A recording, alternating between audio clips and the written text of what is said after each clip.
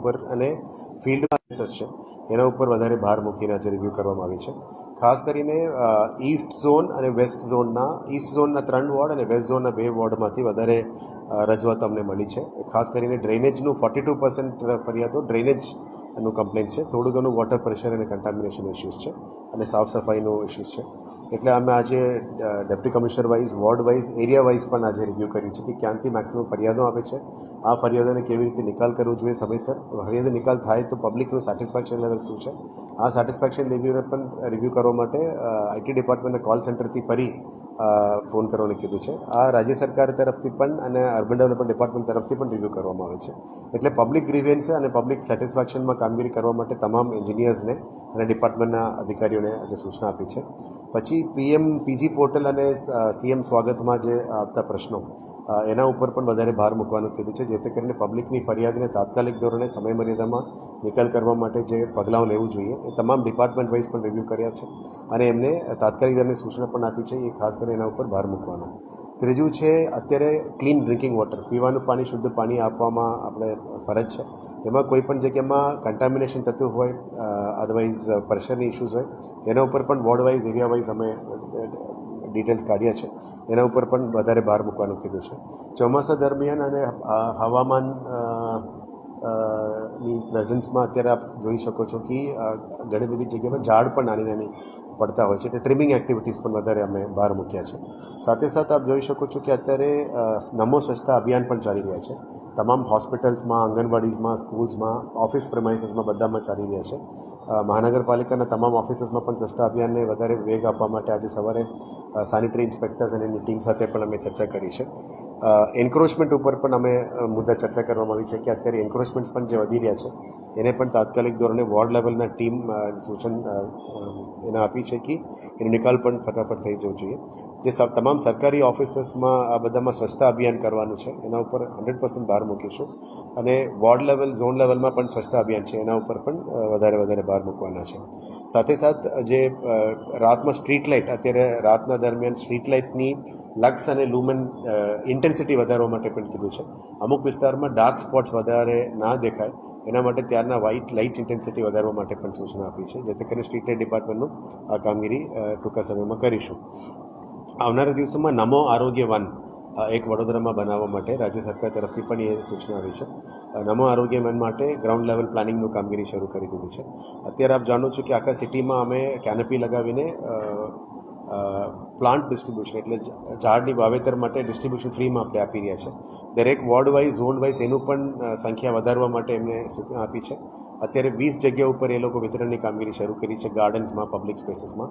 દરેક વોર્ડમાં પબ્લિક સ્પેસીસમાં અને ગાર્ડનમાં એને વધારવા માટે સ્કેલ વધારવાનું કીધું છે. એટલે 20થી હવે 115 જગ્યા ઉપર પણ ઝાડ વિતરણની વ્યવસ્થા કરવાના છે.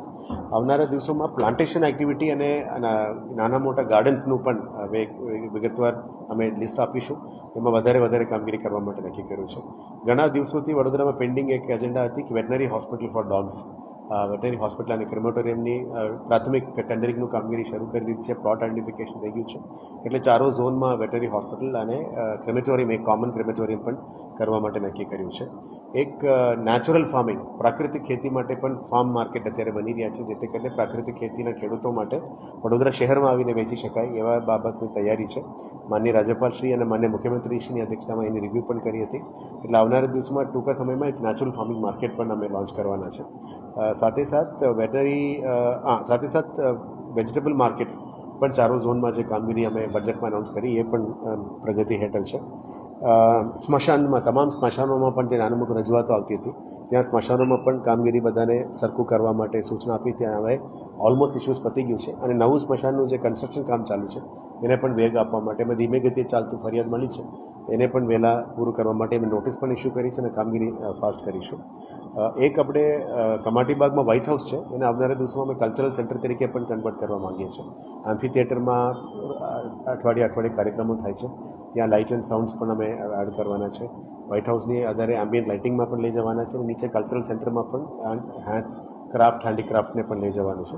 અને કમાટીબાગની અંદર જે એક સોનિયર શોપ પણ શરૂ કરવાનું નક્કી કર્યું છે, જે પહેલાં ચાલતી હતી અને ફરીથી એને શરૂ કરવાનું નક્કી કર્યું છે, જેથી કરીને લોકો માટે પણ વડોદરાની હેરિટેજ બાબતનું બધું એમને મળે. સિક્યોરિટીમાં પણ ઇસ્યુઝમાં જે ફરિયાદો હતી, અધરવાઇઝ હાજરીનો ઇસ્યુ હતી, એ પણ હાથમાં લીધી છે. આવનારા દિવસોમાં સિક્યોરિટી સિસ્ટમ જે વડોદરામાં છે એના મહાનગરપાલિકામાં છે એનામાં પણ સુધારો લાવવા માટે પ્રયત્ન ચાલી રહ્યા છે. ટૂંકા સમયમાં એમાં પણ નિકાલ કરવામાં આવશે. સમા ડાઇવિંગ પુલનું રેનોવેશનનું કામગીરી પણ આવનારા દિવસમાં કરીશું. માંજલપુર ટ્રેકનું રેનોવેશનનું પણ કામગીરી શરૂ કરીશું. અક્વેરિયમ પ્રોજેક્ટ જે અંડર યુસીએફ અમે જાહેર કરી છે આજવામાં, એનું પણ અત્યારે પ્લાનિંગ ચાલી રહ્યા છે.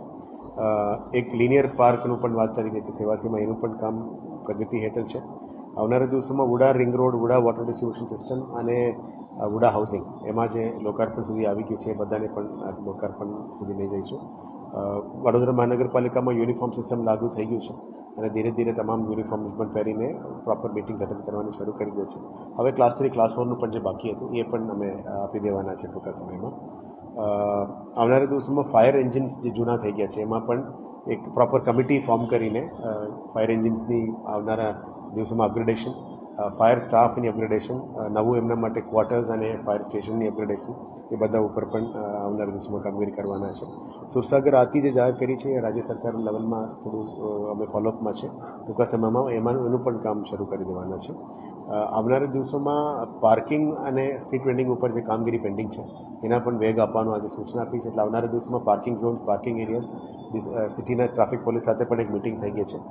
પછી મારા અને માન્ય પોલીસ કમિશનરનું એક મિટિંગ બાકી છે. એના પછી પાર્કિંગ ઝોન્સ અને પાર્કિંગ ચાર્જસ આ બધા પણ આપણે લેવાના છે. મહાનગરપાલિકા પછી એ ચાર્જસ નક્કી કરશે. અને જે ગેરકાયદેસર પાર્કિંગ કરે છે સ્ટ્રીટ્સ ઉપર એના ઉપર બોલાર્ડ્સ લગાવવાનું કામગીરી પણ શરૂ કરી દીધી છે. એટલે ધીરે ધીરે એનું લઈશું. આવનારા દિવસોમાં બ્રિજેસની નીચે પણ કદાચ પાર્કિંગ સ્પોટ ક્રિએટ કરી શકાય, બીએમસીને રેવન્યુ ક્રિએટ કરી શકાય, એના ઉપર પણ અત્યારે ચર્ચા વિમર્શ ચાલી રહ્યા છે. અને હેરિટેજમાં લાલકોટ અને માંડવી ગેટ આના ઉપર પણ કામગીરી અત્યારે પ્રગતિમાં લેવાનું ચર્ચા ચાલી રહ્યા છે. ઇલેક્ટ્રિક બસીસ 20 બસીસ એક્સ્ટ્રા આવી ગઈ છે, એને પણ ટૂંકા સમયમાં સિટીમાં લોન્ચ કરવાના છે. અને એને સંલગ્નમાં ઇલેક્ટ્રિક ચાર્જિંગ ઇન્ફ્રાસ્ટ્રક્ચરનું પણ કામગીરી ચાલી રહ્યા છે. આસી બસીસ પણ આવી ટૂંકા સમયમાં 1 મહિનાની અંદર પણ લાવવાની તૈયારીઓ કરી રહ્યા છે. પછી ઝોન વાઇઝ ચાર્જિંગ ઇન્ફ્રાસ્ટ્રક્ચર પણ એના માટે તૈયાર કરવું પડશે. એ પણ ધીરે ધીરે આના ઉપર કામગીરી રેડી કરીશું. જે સ્પોર્ટ્સ સ્ટેડિયમ્સ છે, ઓડિટોરિયમ્સ છે, લાઇબ્રેરીઝ છે, યોગ સેન્ટર્સ છે, તમામનું ડિઝાઇન સ્પેસમાં આવી ગયું છે. નેક્સ્ટ આચારસંહિતા થયા પછી તમામ સ્ટેન્ડિંગમાં અમે દરખાસ્તો કરીને આ કામો બધાને વેગ આપવાનું નક્કી કર્યું છે.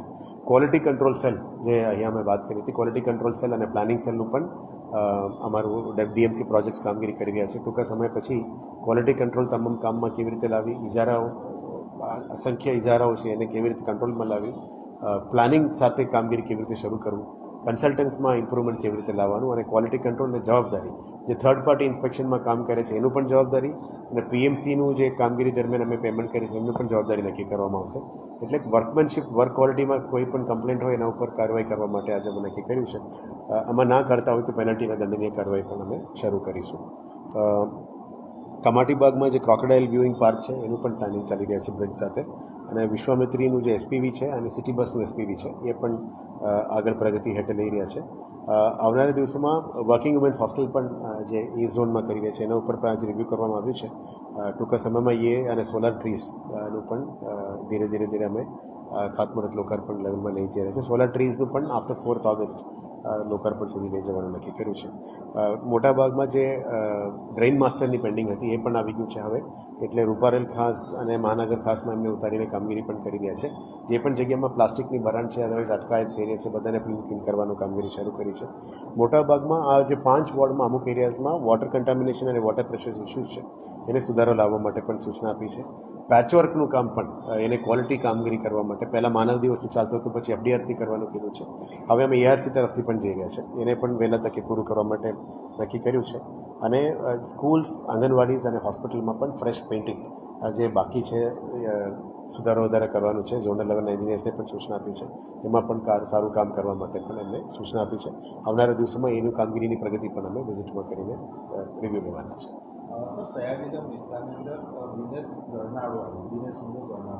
દિનેશ મિલ.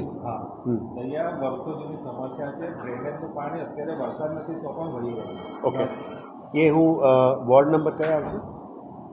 દિનેશ મિલ વાળો ને ગઈકાલે મને વિડીયો આપ્યું છે. હું આજે રિવ્યૂ કરીને એનું શું નિકાલ થઈ શકે આપણે ચર્ચા કરીએ.